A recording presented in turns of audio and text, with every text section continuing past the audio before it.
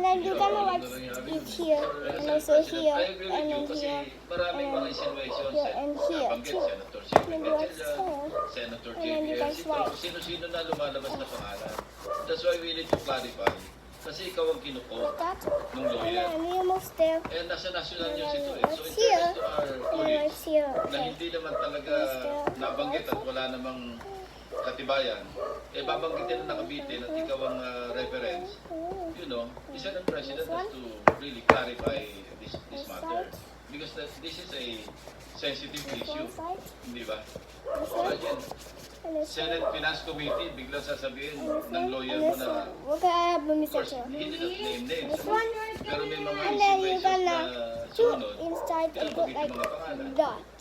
So for the record, Engineer Ngayon Renato, hindi totoo yun. Hindi po, Your Honor. Alright, thank you. Mr. Chair, Oh, follow up ko lang doon. hindi na, Kahit na time ko na. Time mo na Okay, yan. now you can May now. 7 minutes ka. Brace, during the interview ng abogado mo, This one si six. Raymond Porton, Atty. Porton, sinabi niya na pinagalitan ka pa daw niya. Bakit ka daw namimili kung sino Now you sasabihin mo? gonna Totoo ba ito? this one. Hindi po, Your Honor. Ako po ang nagalit sa kanya kasi mali po yung information This na one lumabas. inside. Ikaw ang nagalit sa kanya. Hindi naman po. Pero sa Pinagsabihan interview ko po niya, siya. sabi niya, pinapagalitan ka niya dahil namimili ka lang kung sino ilalaglag mo. Hindi lahat sinasabi mo.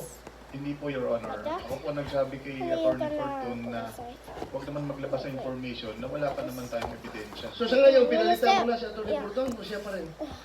Siya pa rin po, Your Honor. Oh, siya pa rin. Tapos hindi kayo magkaka-intindihan. Ano ba ito? Patuloy pa rin ang inyong relationship kahit na nagbabanggaan kayo.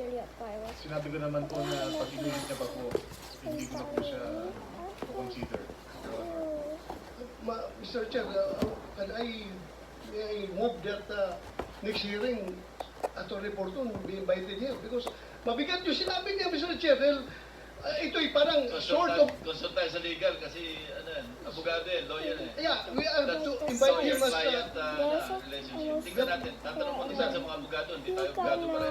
we have to invite him as a resource person, Mr. Chair. That. It's like a sort of It's like Damocles this. hanging Wait, ninyo. because it's almost It can the be end. anything. Pwede It's ako, almost pwede the siya. end. This is so light up this one, and let's go.